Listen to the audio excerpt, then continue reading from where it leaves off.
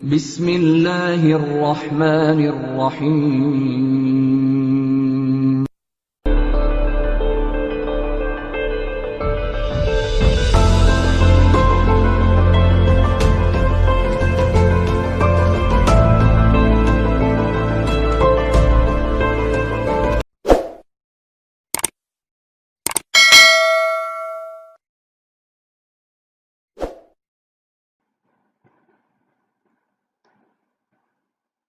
بسم اللہ الرحمن الرحیم. السلام علیکم اینڈ ویلکم اسٹوڈنٹس. جیسا کہ آپ جانتے ہیں کہ اپنے گزشتہ لیکچر میں ہم نے کریکٹرسٹکس آف ساؤنڈ کے حوالے سے بات سٹارٹ کی تھی اور ہم نے سب سے پہلی کریکٹرسٹک کو ڈسکس بھی کیا تھا جس کا نام تھا loudness of sound. Students, loudness of sound کے بعد جو ساؤنڈ کی دوسری کریکٹرسٹک ہے اس کا نام ہے پچ آف ساؤنڈ. آج ہم پچ آف ساؤنڈ پہ ڈسکشن کریں گے اور یہ دیکھیں گے کہ پچ آف ساؤنڈ سے کیا مراد ہے اور آواز کی نیچر پہ پچ کے زیادہ یا کم ہونے کا کیا اثر پڑتا ہے. تو یہ سب باتیں جاننے سے پہلے ہم پچ آف ساؤنڈ کو ڈیفائن کر لیتے ہیں. یہ دیکھتے ہیں کہ اس کی ڈیفینیشن کیا ہے. جی تو students, the characteristic of sound by which we can distinguish between a shrill and a grave sound is called pitch of sound. یعنی آواز کی ایسی خصوصیت جس کی وجہ سے ہم ایک باریک یعنی شرل ساؤنڈ اور ایک بھاری آواز یعنی کہ گریو ساؤنڈ، یہ دو قسم کی آواز کی نیچرز ہیں جو کہ یہاں پہ ہم ڈسکس کر رہے ہیں. ایک باریک آواز جس کو ہم شرل ساؤنڈ کا نام دیں گے یہاں پہ، اور ایک ہے گریو ساؤنڈ یعنی کہ بھاری آواز. ٹھیک ہے، تو ایسی خصوصیت آواز کی جس کی وجہ سے ہم ایک باریک اور ایک بھاری آواز میں فرق محسوس کر سکتے ہیں. اسٹوڈنٹس، آپ اپنی ڈیلی لائف میں بہت ساری آوازیں ایسی سنتے ہوں گے کہ جو بہت باریک ہوتی ہیں، جیسے کہ ایک بچے کے چلانے کی آواز، شاؤٹ کرنے کی آواز، یا ایک وسل کی آواز، سیٹی کی آواز جو ہوتی ہے، یہ بہت باریک آوازیں ہوتی ہیں. لیکن اسی طرح بہت ساری آوازیں بھاری بھی ہوتی ہیں جن کو ہم گریو ساؤنڈ بولتے ہیں، کہ جیسے کہ ٹرک کی آواز اگر آپ کو آئے، اسی طرح اگر بادل کے گرجنے کی آواز اگر آپ سنتے ہیں، تو یہ تمام جو آوازیں یہ گریو ساؤنڈز میں لائی کرتی ہیں. تو پچ آف ساؤنڈ ہمیں یہ بتاتی ہے کہ آواز کتنی گریو ہوگی یا کتنی شرل ہوگی. اس چیز کا اندازہ ہمیں پچ آف ساؤنڈ کو دیکھ کے ہو جاتا ہے. اب ہم یہ دیکھتے ہیں کہ پچ آف ساؤنڈ جو ہے وہ کس فیکٹر پہ ڈیپینڈ کرتی ہے. جی، وہ کون سا فیکٹر ہے جس کی وجہ سے پچ آف ساؤنڈ زیادہ بھی ہو سکتی ہے اور کم بھی ہو سکتی ہے. تو بیٹا وہ صرف ایک ہی فیکٹر ہے جس کو ہم فریکوینسی آف وائبریٹنگ باڈی یا فریکوینسی آف سورس بھی کہہ سکتے ہیں. یعنی آواز کی فریکوینسی جو ہے وہ پچ آف ساؤنڈ کو جو ہے وہ افیکٹ کرتی ہے. ٹھیک ہے، فریکوینسی جو ہے وہ پچ آف ساؤنڈ کو افیکٹ کرتی ہے. لیکن دیکھتے ہیں کہ کس طرح سے. اسٹوڈنٹس، اگر کسی آواز کی فریکوینسی زیادہ ہوگی تو اس کا مطلب ہے کہ اس کی پچ ہائی ہوگی. یعنی کہ فریکوینسی اگر زیادہ ہے تو پچ بھی ہائی ہوگی، اور جب پچ ہائی ہو جائے گی تو آواز جو ہے وہ شرل پروڈیوس ہوگی یعنی کہ باریک آواز پروڈیوس ہوگی. ٹھیک ہے، آپ نے دیکھا کہ فریکوینسی زیادہ کرنے سے پچ زیادہ ہوتی ہے، اور پچ زیادہ ہونے سے آواز کی نیچر پہ کیا ایفیکٹ پڑتا ہے کہ وہ شرل ہوتی ہے یعنی کہ باریک آواز پروڈیوس ہوتی ہے. اسی طرح اگر ہم دیکھیں کہ فریکوینسی اگر لیس ہوگی، اگر فریکوینسی لیس ہوتی ہے تو پچ پہ ایفیکٹ کیا ہوتا ہے کہ وہ لو ہو جاتی ہے. لیس فریکوینسی مینس لو پچ، اور جب پچ کم ہو جاتی ہے تو پھر آواز گریو پروڈیوس ہوتی ہے. یعنی کہ ایسی صورت میں آواز جو ہے وہ بھاری پیدا ہوگی. جیسے کہ میں نے آپ کو شروع میں بتایا کہ بادل کے گرجنے کی آواز، یہ تمام چیزیں یہ گریو ساؤنڈز میں شمار کی جاتی ہیں. تو یہ تھا ایک لنک فریکوینسی اور پچ کے درمیان میں. ہم یہ بھی کہہ سکتے ہیں کہ pitch of sound is directly proportional to frequency of vibrating body. یعنی اگر فریکوینسی زیادہ ہوگی تو پچ آف ساؤنڈ بھی بڑھ جائے گی، اور اگر فریکوینسی کم ہوگی تو پچ آف ساؤنڈ بھی کم ہوگی. لیکن یہاں پہ یہ بات بھی قابل غور ہے کہ ہائی پچ سے آواز کی نیچر پہ کیا ایفیکٹ پڑتا ہے، اور لو پچ سے آواز کی نیچر پہ کیا افیکٹ پڑتا ہے، ان دونوں کا آپس میں کیا لنک ہے. تو آپ نے دیکھا کہ ہائی پچ سے آواز شرل ہو جاتی ہے اور لو پچ سے جو آواز ہے وہ گریو پروڈیوس ہوتی ہے. تو یہ آپ نے یہاں پہ چیک کیا. اسٹوڈینٹس آپ کے لیے یہاں پہ ایک پوائنٹ آف تھنکنگ بھی موجود ہے، اگر آپ اس پہ غور کریں. Why voice of children and ladies is shrill than that of men, یعنی لیڈیز عورتوں اور بچوں کی جو آواز ہے وہ مردوں کے مقابلے میں باریک کیوں ہوتی ہے، شرل کیوں ہوتی ہے. یہ آپ کے پاس ایک پوائنٹ آف تھنکنگ ہے، اس پہ ذرا سوچئے گا، یقیناً اس کا آنسر آپ کو ذہن میں آ جائے گا. جی تو اسٹوڈینٹس اب ہم پچ آف ساؤنڈ کے حوالے سے کچھ ڈیلی لائف سے ایگزامپلس کو لے کے آ رہے ہیں کہ ہماری ڈیلی لائف میں پچ آف ساؤنڈ پہ ہم کس طرح سے اس کو ہم آبزرو کیسے کر سکتے ہیں. ٹھیک ہے، تو یہاں پہ ایک چھوٹی سی ایگزامپل ہے جو کہ سمجھانے کی غرض سے میں آپ کے سامنے پریزنٹ کر رہا ہوں.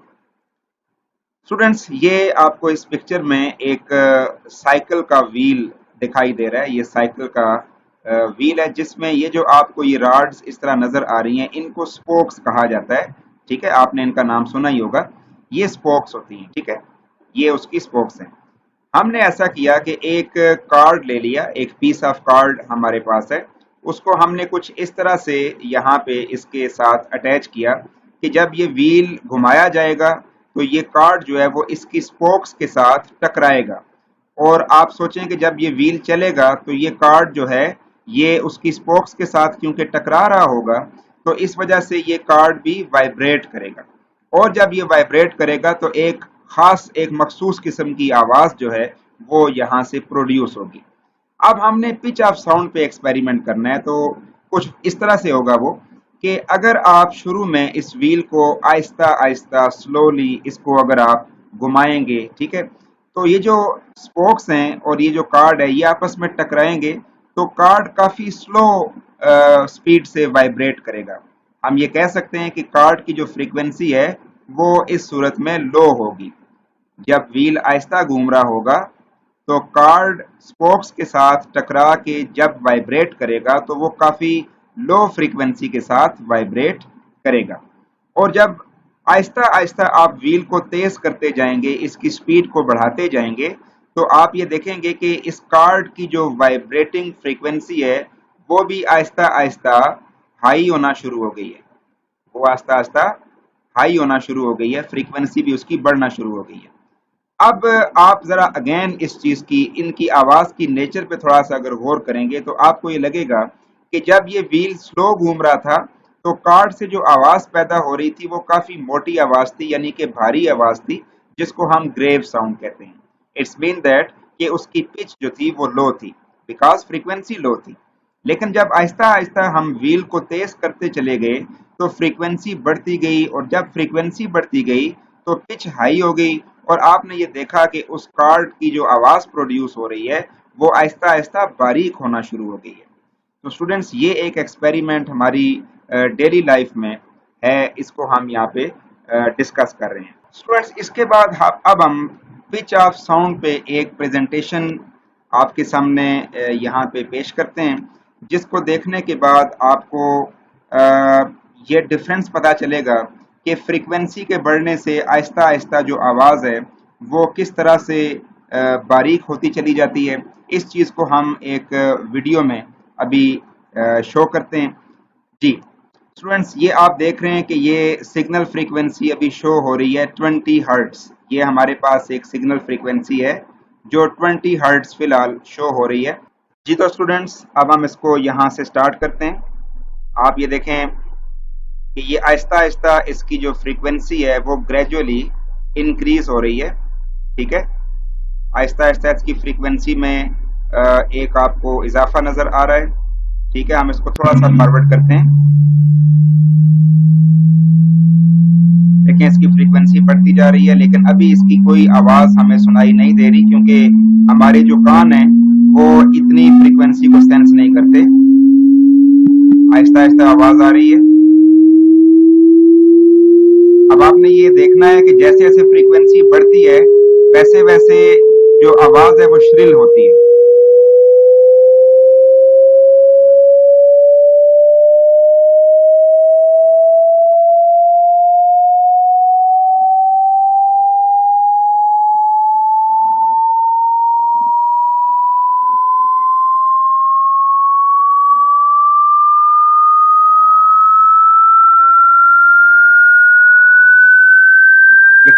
आवाज काफी श्रिल होना शुरू हो गई है और आप ये देख रहे हैं कि फ्रीक्वेंसी जैसे जैसे बढ़ रही है ये आवाज इतनी श्रिल है कि जो पेनफुल हद तक हमारे कानों के लिए ये काफी नुकसानदेह भी साबित हो सकती है।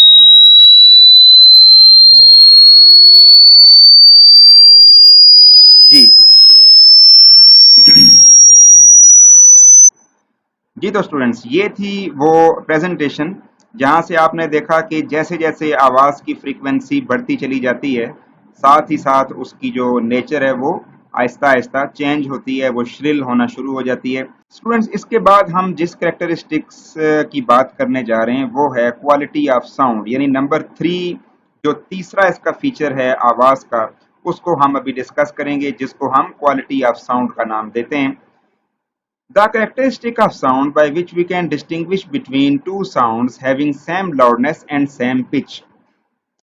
Students, हमारी डेली लाइफ में बाज औकात ऐसा भी होता है कि दो आवाजें जिनकी पिच भी सेम होती है, जिनकी लाउडनेस भी सेम होती है, लेकिन इसके बावजूद भी हम उन दोनों आवाजों में फर्क महसूस कर रहे होते हैं, यानी वो दोनों आवाजें बिल्कुल एक दूसरे से डिफरेंट होती हैं।